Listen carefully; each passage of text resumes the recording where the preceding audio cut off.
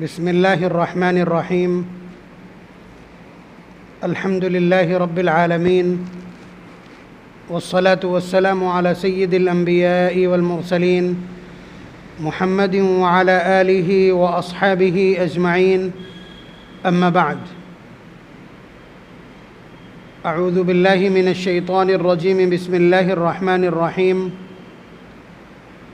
فلا وربك لا يؤمنون حتى يحكموك فيما شجر بينهم ثم لا يجدوا في أنفسهم حرجا مما قضيت ويسلموا تسليما. وقال تعالى: يا أيها النبي إنا أرسلناك شاهدا ومبشرا ونذيرا وداعيا إلى الله بإذنه وسراجا منيرا وبشر المؤمنين بأن لهم من الله فضلا كبيرا فلا تطع الكافرين والمنافقين ودع أذاهم وتوكل على الله وكفى بالله وكيلا.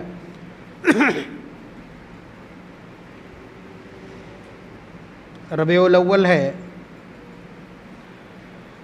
بات سیرت کے علاوہ کسی اور عنوان پر کی جائے تو ناانصافی ہے.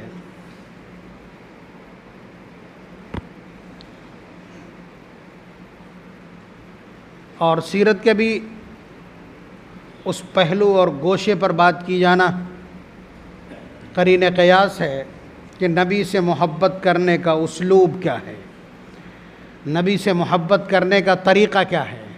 بہت کچھ اس سے پہلے آپ میری زبانی بھی سن چکے ہیں، لیکن جس طرح سے ہماری نئی نسل پھسلی ہے اس معاملے کو سمجھنے میں اور غلط فہمی کا شکار ہوئی ہے، اس کی اصلاح وقت کی بڑی ضرورت ہے. بس اتنی سی بات پر تھوڑی سی روشنی.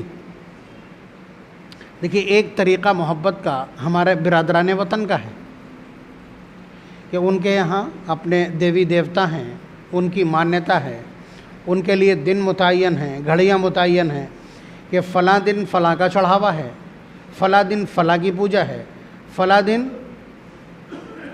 فلاں کی آرتی ہے. یہ سب ان کے یہاں طے ہے کہ منگل کے دن فلاں کے یہاں لنگوٹ چڑھنا ہے اور ناریل چڑھنا ہے، یا فلاں کی برسی فلاں دن ہے، فلاں کی جنماشٹمی فلاں دن ہے.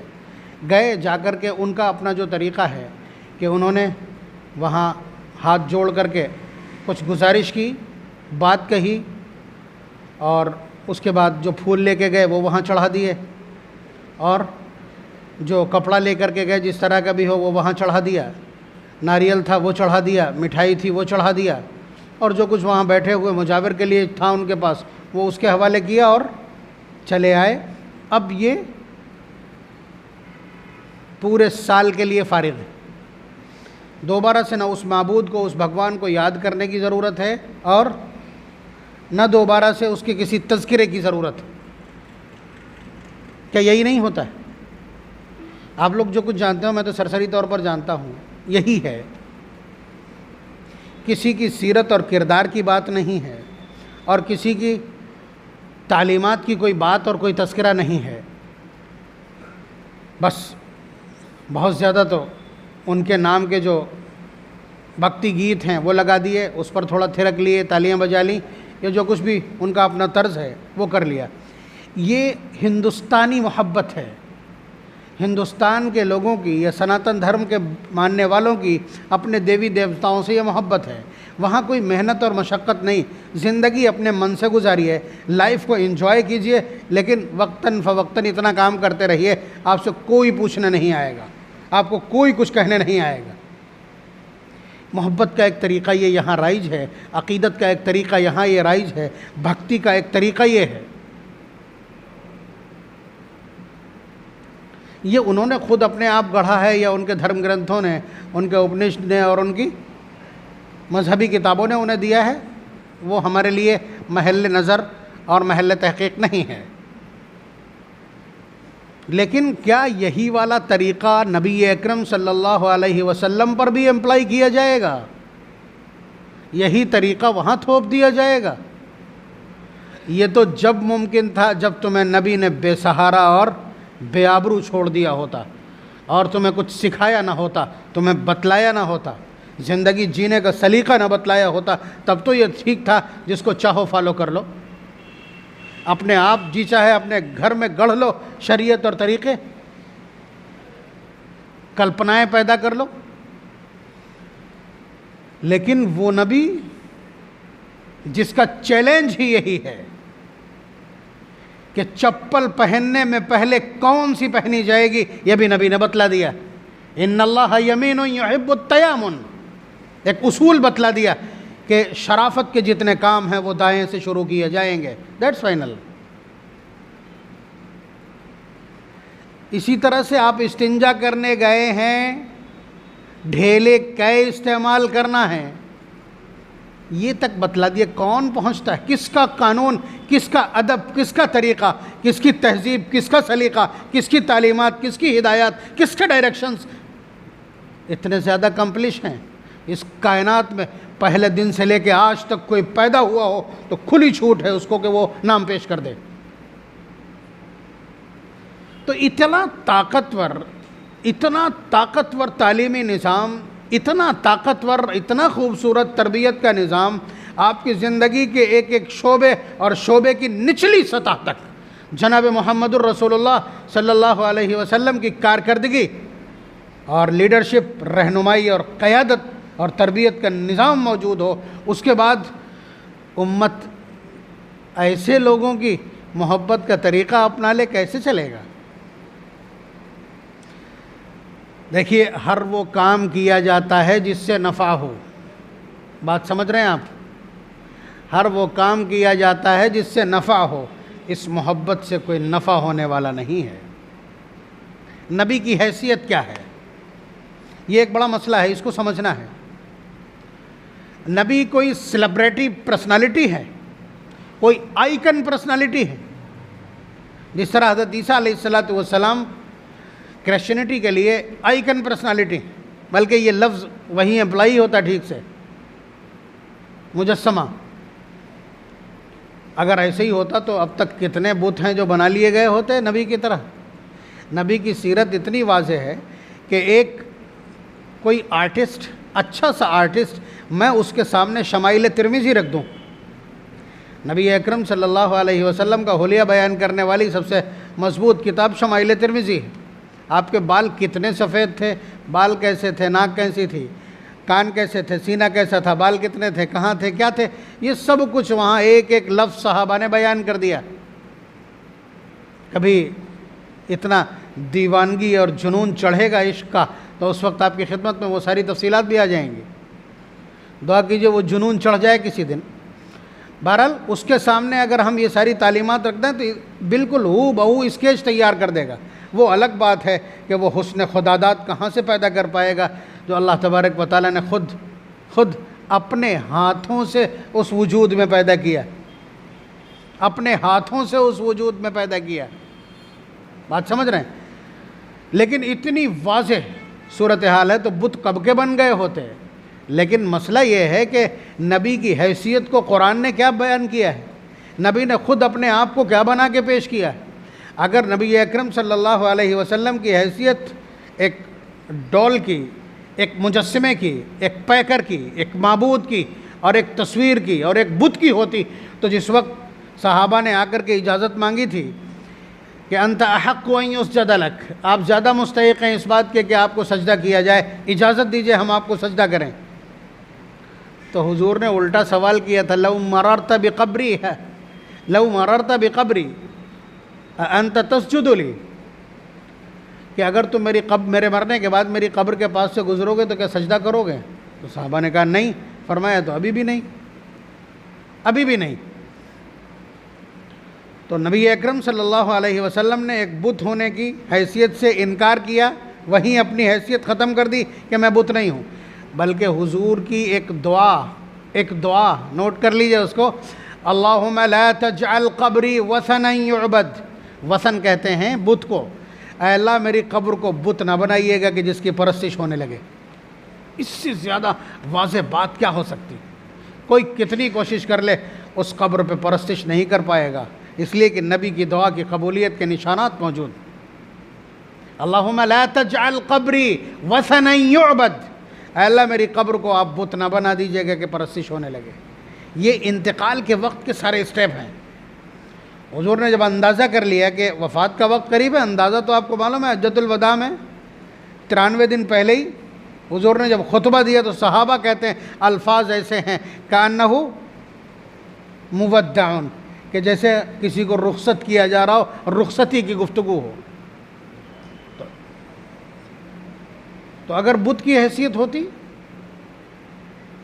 تو جو پورا مینشن ہے قرآن کریم کا نبی اکرم صلی اللہ علیہ وسلم کے ویکتتو، پرسنالٹی، ذات اور شخصیت کے حوالے سے، وہ یہ ہے کہ حضور انسانیت کے اعمال درست کرنے کے لیے مبعوث کیے گئے۔ ایک لفظ یاد رکھیں، اس پر آپ قرآن کریم کی ساری آیات جو حضور کا تعارف کرواتی ہیں، احادیث کے سارے مندرجات جو حضور کا تعارف کرواتے ہیں، اس پر امپلائی ہو جائیں گے، منطبق ہو جائیں گے۔ کوئی سبھی آپ دیکھیں، قل ان کنتم تحبون اللہ، آپ اعلان کیجئے کہ لوگ اگر اللہ سے محبت کرنے والے بننا چاہتے ہیں تو کیا کرنا ہے؟ فاتبعونی، میری اتباع کریں، یعنی میرے اعمال کی پیروی کریں۔ حیثیت پتہ چلی ہے نا؟ بڑی بڑی جو آیات ہیں جو حضور کی شخصیت کو واضح کرتی، لقد کان لکم فی رسول اللہ اسوۃ حسنہ، کہ اس اللہ کے پیغمبر میں تمہارے لیے کمپلیٹ آئیڈیالوجی موجود، مکمل نمونہ اور اسوہ موجود ہے۔ وہی بات آ رہی کہ نہیں؟ نمونہ کاہے کے لیے؟ زندگی جینے کے لیے، اسے تو کہتے ہیں نا آئیڈیالوجی۔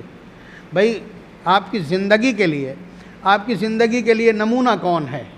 کھٹ سے آپ کا جواب آئے گا امام الانبیاء۔ بات سمجھ رہے ہیں؟ اگرچہ حقیقت نہ ہو، ہماری زندگی اس کا ثبوت پیش نہ کر پائے، لیکن ہمارا دعویٰ کم از کم یہی ہے۔ تو پہلے قرآن کریم نے پارہ نمبر 3 سورہ آل عمران میں کیا کہا؟ جسے اللہ کی محبت چاہیے ہو وہ نبی والے اعمال اختیار کر لیں۔ یہاں پارہ نمبر 21 سورہ احزاب میں اللہ تعالیٰ کیا فرما رہے ہیں کہ یہ جو رسول تمہارے بیچ بھیجا گیا ہے، جو پیغمبر ہے، یہ ایک مکمل اسوہ اور نمونہ ہے تمہارے لیے۔ ٹھیک، پارہ نمبر 28 میں ایک آیت، ما آتاکم الرسول فخذوا وما نہاکم عنہ فانتہوا، جو چیز رسول تم کو دے دے اسے لے لو، اور جس سے روک دے اس سے باز آ جاؤ۔ اعمال کے نام پر یا جس چیز کے نام پر بھی ایک اصول بیان کر دیا قرآن کریم نے۔ تو نبی اکرم صلی اللہ علیہ وسلم کی حیثیت ایک آئیڈیل کی ہے، ایک نمونے کی ہے، اور ایک راہ، جیسے راستہ ہوتا ہے۔ اللہ تبارک و تعالیٰ کی محبت منزل ہے ہمارا، اور راستہ کون ہے؟ جناب محمد الرسول اللہ صلی اللہ علیہ وسلم۔ راہبر کون ہے؟ نبی ہیں۔ تو نبی کی حیثیت جہاں بھی آپ دیکھیں گے اعمال درست کروانے والے کی۔ کیا فرمایا؟ بعثت معلما، مجھے سکھلانے والا بنا کے بھیجا گیا، مجھے ٹیوٹر بنا کے بھیجا گیا، مجھے ٹیچر بنا کے بھیجا گیا، مجھے استاذ بنا کے بھیجا گیا، مجھے اتالیق اور مربی بنا کے بھیجا گیا۔ سارے ترجمے ہو سکتے ہیں۔ مربی کا ترجمہ، مربی کا مطلب کیا ہوتا ہے؟ معلم کا کام کیا ہوتا ہے؟ اعمال درست کروانا، علم درست کروانا، عقیدہ درست کروانا، زندگی کے ہر گوشے کو درست کروانا۔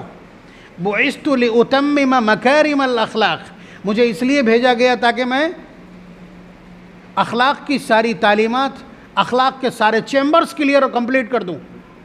اخلاق کس چیز کا نام؟ باہم زندگی گزارنے کا جو طریقہ ہے، کوڈ آف کنڈکٹر، اسی کو نام مکارم اخلاق، اسی کا نام۔ تو آپ اندازہ کیجئے اعمال کی درستگی، یہ نبی اکرم صلی اللہ علیہ وسلم کا کام ہے۔ ورنہ حضور ہمارے بیچ رہیں، ہم ان پر جان چھڑکتے رہیں، ان کی بات سنتے رہیں، اس سے مزہ لیتے رہیں، یہ تو ہونا نہیں تھا۔ اس لیے کہ جو شخص یہاں آیا ہے اس کو جانا ہے، کل نفس ذائقۃ الموت، یہ اصول بھی قرآن کریم نے نبی اکرم صلی اللہ علیہ وسلم کے توسط سے ہی ہم تک پہنچایا۔ اب وہ آیت بھی دیکھ لیجئے جو میں نے پڑھی ہے بھی خطبے میں، یہ بھی سورہ احزاب کی ہے، یہ بھی نبی اکرم صلی اللہ علیہ وسلم کا ڈائریکٹ اور بے لاگ تعارف، بالکل صاف ستھرا، شفاف، دو ٹوک انٹروڈکشن۔ اللہ تعالیٰ خود حضور سے فرمانا، یا ایھا النبی، انا ارسلناک، اے نبی ہم نے تم کو بھیجا ہے، کیا بنا کر کے؟ شاہدن، شاہد بنا کے بھیجا ہے۔ شاہد مینس گواہ، آبزرور، آپ سمجھ رہے؟ شاہد کے معنی گواہ، آبزرور اور نگراں۔ کیا نگرانی ہے؟ امت کے اعمال کی نگرانی کر رہا، جہاں پہ کریکشن کی ضرورت ہو کر دینا ہے۔ سمجھ گیا؟ پارہ نمبر 22 کی سورہ احزاب کی یہ آیت تعارف کرا رہی ہے، یہ پہلا ورڈ ہے، یہ نبی اکرم صلی اللہ علیہ وسلم کا پہلا وصف آیت نے بیان کیا، انا ارسلناک شاہدن۔ یہی گواہی اٹھا کر کے وہاں دینا پڑے گی، یہی گواہی وہاں دینا پڑے گی میدان محشر میں۔ بلکہ نبی اکرم صلی اللہ علیہ وسلم کی گواہی تو بہت بڑی، پچھلے انبیاء کے حالات پہ بھی گواہی دینی۔ فَكَيْفَ إِذَا جِئْنَا مِنْ كُلِّ أُمَّةٍ بِشَهِيدٍ وَجِئْنَا بِكَ عَلَىٰ هَؤُلَاءِ شَهِيدًا۔ اسی پر روئے تھے حضور اس آیت پہ بہت، کہ ہم نے ہر امت میں ایک گواہ پیدا کیا ہے اور ان سارے گواہوں پر گواہی آپ کی طے کر دی ہے۔ 1,24,000 انبیاء میں، ان کی امتوں میں ایک ایک گواہ، انبیاء علیہ السلام خود گواہی دیں گے، اور ان سارے گواہوں پر آپ کی گواہی ہے کہ یہ گواہ ٹھیک بول رہے ہیں کہ نہیں۔ آپ بتائیے، انبیاء پر، انبیاء کے پورے زمرے پر حضور کی گواہی، دیٹس میٹر۔ ایک گواہی میں تو پیر کپ کپانے لگتے ہیں کٹ گھرے میں کھڑے ہو کر کے، وہ بھی اللہ تعالیٰ کی بارگاہ میں۔ حضرت عبداللہ ابن مسعود رضی اللہ تعالیٰ عنہ سے جو حضور قرآن سن رہے تھے، تو اسی آیت پر آ کر کے حضرت عبداللہ ابن مسعود کو روک دیا تھا، اس آیت کا بوجھ اسے محسوس کرتے ہوئے۔ بہرحال، یا ایھا النبی انا ارسلناک شاہدن، اے نبی ہم نے آپ کو شاہد بنا کے بھیجا ہے، ومبشرا، اور ہم نے آپ کو مبشر بنا کے بھیجا ہے۔ ما معنی المبشر؟ واٹس مین؟ مبشر کے معنی خوشخبری دینے والا۔ کاہے کی خوشخبری؟ کاہے کی خوشخبری؟ اس بات کی خوشخبری، پہلے کیا کیا ہے؟ اعمال درست کرائیں، گواہی، پھر اس کے بعد تبھی تو بتایا جائے گا نا کہ اگر تم یہ اعمال کرو گے تو اللہ تبارک و تعالیٰ نے تمہارے لیے زبردست جنت تیار کر رکھی ہے۔ اعددت لعبادی الصالحین ما لا عین رأت ولا اذن سمعت ولا خطر علی قلب بشر، کہ اللہ تبارک و تعالیٰ نے ایسی ایسی جنت اور ایسی ایسی نعمتیں اور ایسی ایسی رضامندی اور ایسے ایسے اناؤنس اور بونس تمہارے لیے طے کر دیے ہیں، اگر تم اللہ تبارک و تعالیٰ کی فرما برداری اس چھوٹی عمر تک کر لو۔ تو یہ مطلب ہے مبشر، حضور مبشر بھی ہیں۔ صحابہ کو بتلایا کہ نہیں؟ آپ بتائیے، صحابہ کو جنت کی بشارت دی ہے، صحابہ کو آخرت کے سارے مژدے سنائے ہیں۔ اس کے علاوہ قرآن کریم نے جب جنت کے تذکرے کیے ہیں تو لائن لگا دی ہے، ان المتقین فی جنات و نعیم، ان المتقین فی جنات و عیون، ان للمتقین عند ربہم متکئین علی سرر مصفوفہ۔ تو آپ سمجھیے کہ ایک طویل تسلسل ہے مبشر، کہ آپ خوشخبری بنانے والے۔ وَنَذِيرًا، اپوننٹ آ گیا اس کا، ڈرانے والے ہیں، آپ ڈرانے والے بھی ہیں۔ یعنی اگر اللہ تبارک و تعالیٰ کی نافرمانی کرو گے تو آخرت میں ان حالات سے، ان منزلوں سے، ان مشکلات سے، ان سزاؤں سے اور ان بیریئر سے گزرنا پڑے گا۔ اس سلسلے میں بھی نبی اکرم صلی اللہ علیہ وسلم کے بیانات مستقل ہیں۔ آپ نے جہنم کے حالات، جہنم کی ہولناکی اور جہنم کے تمام مناظر کو بیان کیا۔ یہ نبی اکرم صلی اللہ علیہ وسلم کی حیثیت کون سی ہے؟ نذیرا، کہ آپ ڈرانے والے۔ انا ارسلناک شاہدا ومبشرا ونذیرا، 3 صفات ہو گئیں۔ وداعیا الی اللہ باذنہ، اور اللہ کے حکم سے اللہ تعالیٰ کی طرف بلانے والے ہیں۔ اللہ تعالیٰ کی اجازت اور حکم سے اللہ کی طرف بلانے والے ہیں، اپنی مرضی سے نہیں بلا رہے ہیں، اللہ کے حکم سے بلا رہے ہیں، اپنی طرف بلا رہے ہیں۔ یا ایھا الذین آمنوا اطیعوا اللہ واطیعوا الرسول، بلاوے کے کلمات بھی سیٹ اپ کس کا ہے؟ اللہ تبارک و تعالیٰ کا۔ اے ایمان والو، اللہ اور اس کے رسول کی اطاعت کرو۔ واطیعوا اللہ ورسولہ وَإِن تُطِيعُوهُ تَهْتَدُوا، یا ایھا الذین آمنوا اطیعوا اللہ واطیعوا الرسول ولا تبطلوا اعمالکم۔ تو آپ اندازہ کیجئے کہ اللہ اور اس کے رسول کی اطاعت، تو نبی اکرم صلی اللہ علیہ وسلم کی حیثیت داعیا الی اللہ باذنہ، اپنی طرف بلانے کی ہے۔ حضور نے سب سے پہلے کھڑے ہو کر کے اپنے گھر والوں کو بلا کر کے اور کیا کہا تھا؟ یا ایھا الناس قولوا لا الہ الا اللہ تفلحوا، اے لوگوں ایک پیغام ہے، اگر اس کو مان لو تو کامیاب ہو جاؤ گے، اللہ کے سوا کوئی معبود نہیں۔ تو نبی اکرم صلی اللہ علیہ وسلم نے ہر شخص کو اپنی طرف بلانے کی کوشش کی کہ میں اللہ کا رسول ہوں، میری بات مانو، میں اللہ کا رسول ہوں، میری بات مانو۔ اللہ تبارک و تعالیٰ نے کہا کہ یہ میرا رسول ہے، میرا پیغمبر ہے، بات مانو۔ تو یہی ہے وداعیا الی اللہ باذنہ وسراجا منیرا، اور آپ ایک روشن چراغ ہیں، روشن چراغ ہیں۔ روشن چراغ کا کام کیا ہے؟ روشن چراغ کا کام کیا ہے؟ بھٹکوں کو راہ دکھلانا، بھٹکوں کو راہ دکھلانا یہ چراغ کا کام ہے۔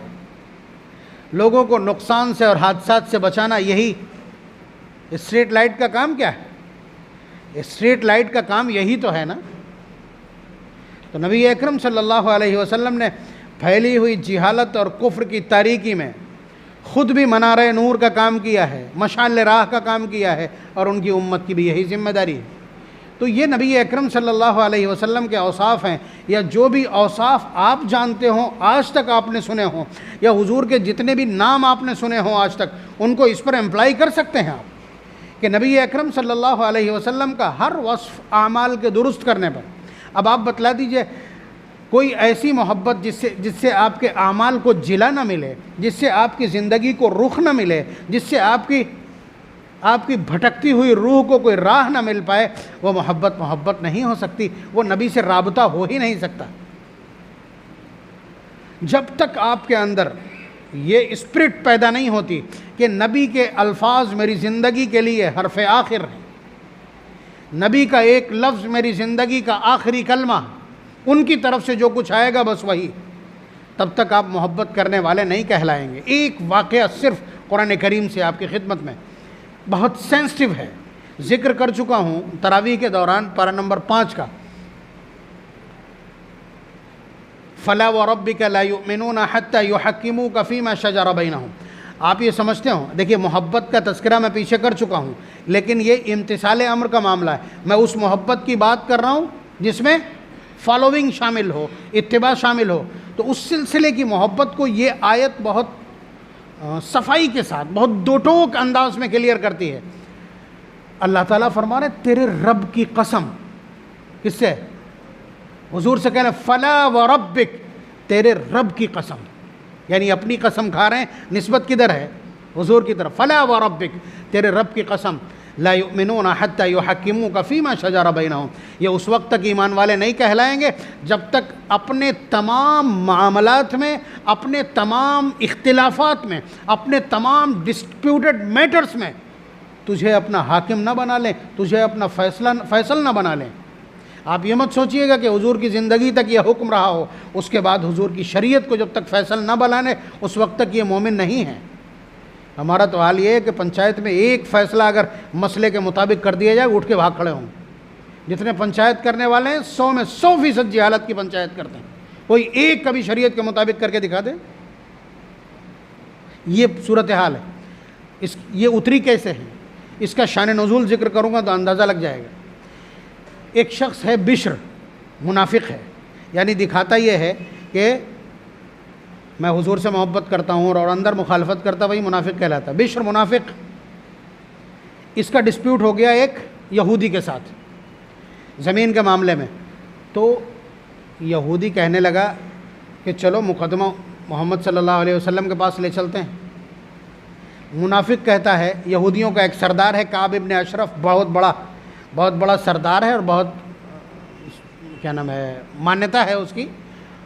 تو وہ منافق جو اپنے آپ کو مسلمان کہتا ہے، منافق تو بعد میں پتہ چلا ہے لیکن اس وقت وہ اپنے آپ کو مسلمان پوز کرا رہا تھا، اس نے کہا کہ نہیں، کعب ابن اشرف کے پاس جائیں گے۔ دیکھیے دونوں جان رہے ہیں کہ محمد الرسول اللہ صلی اللہ علیہ وسلم کی عدالت میں فیصلہ حق ہوگا۔ یہودی یہ سمجھ رہا ہے کہ میں حق پہ ہوں، اس لیے اس دربار سے فیصلہ غلط نہیں ہوگا، ٹھیک ہے، اور منافق جان رہا ہے کہ وہاں جاؤں گا تو ہاتھ سے چلی جائے گی زمین، اس لیے کہ فیصلہ حق ہی ہونا ہے، تو اس لیے وہ ادھر بھاگ رہا ہے، یہ ادھر بھاگ رہا ہے۔ بہرحال کسی طرح راضی ہو گئے دونوں، اور آ کر کے نبی رحمت صلی اللہ علیہ وسلم کی بارگاہ میں اپنا مقدمہ سنایا۔ مقدمے پر جو فیصلہ آنا تھا وہی آ گیا، حق کا فیصلہ یہودی کے حق میں حضور نے فیصلہ کر دیا، اور اس ایمان والے کے مومن بظاہر تتھاکتھت مومن تھا لیکن اندر سے منافق تھا، تو اسے ظاہر سی بات ہے یہی توقع تھی، تو اس نے جگاڑ تلاش کی کہ حضرت عمر رضی اللہ تعالیٰ عنہ کافروں اور یہودیوں کے معاملے میں ذرا سخت معلوم ہوتے ہیں، تو وہ پھر کہنے لگا کہ یار ایک بار وہاں اور چلتے ہیں، ایک بار عمر ابن خطاب کے یہاں اور چلتے ہیں۔ راضی ہو گیا وہ کہ جس کے استاذ کا یہ حال ہے شاگرد کہیں دوسرے راستے پہ تھوڑی چلا جائے گا۔ یہودی ترنت مان گیا، کہنے لگا چلو۔ حضرت عمر رضی اللہ تعالیٰ عنہ کی خدمت میں فیصلہ، اس نے مقدمہ منافق نے بیان کیا، اس نے پیچھے سے اتنا بتلا دیا کہ میں محمد صلی اللہ علیہ وسلم کے پاس سے فیصلہ کروا کے آ رہا ہوں اور انہوں نے فیصلہ میرے حق میں کیا۔ اس سے پوچھا کہ ایسے ہی ہے، منافق بشر سے پوچھا کہ ایسے ہی ہے، فیصلہ وہاں ہو چکا؟ اس نے کہا کہ ہاں۔ تو فرمایا ابھی آتا ہوں۔ اندر تشریف لے گئے اور لا کر کے اس کی گردن مار دی، اس جو اپنے آپ کو ایمان والا کہتا تھا اس کی گردن مار دی، اور یہ کہتے ہوئے ماری کہ جو جناب محمد الرسول اللہ صلی اللہ علیہ وسلم کا فیصلہ نہ مانے اس کے لیے عمر کا فیصلہ یہ۔ ہنگامہ ہو گیا مدینے میں ہنگامہ ہو گیا اس بیس پر کہ ایک مومن کو مارا ہے۔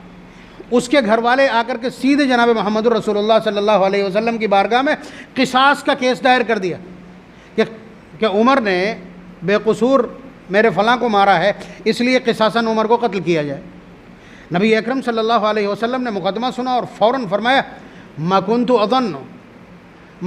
اظن کہ مجھے یہ گمان نہیں ہے، مجھے یہ گمان بالکل نہیں تھا، ان عمر یجترئ علی قتل رجل مؤمن، کہ عمر کسی مومن کے قتل پر اتنی جلدی جرأت کر بیٹھے گا۔ یعنی حضور نے بھی مقدمے کو جو سنا ہے سرسری طور پر، تو اس مقدمے میں نبی اکرم صلی اللہ علیہ وسلم بھی حیرت میں ہیں۔ یہ مقدمہ سن لیا گیا، یعنی نبی اکرم صلی اللہ علیہ وسلم نے مانا کہ عمر سے جلد بازی ہوئی ہے۔ کھٹ سے یہ آیت اتر آئی، دیکھیے گا آپ اپریشیٹ کس کو کر رہی ہے۔ کھٹ سے یہ آیت اتری فلا وربک لا یؤمنون حتی یحکموک فیما شجر بینہم، کہ ان میں سے کوئی بھی اس وقت تک مومن کامل نہیں ہو سکتا جب تک تمام اختلافی معاملات میں یہ آپ کو فیصل کے طور پر تسلیم نہ کریں۔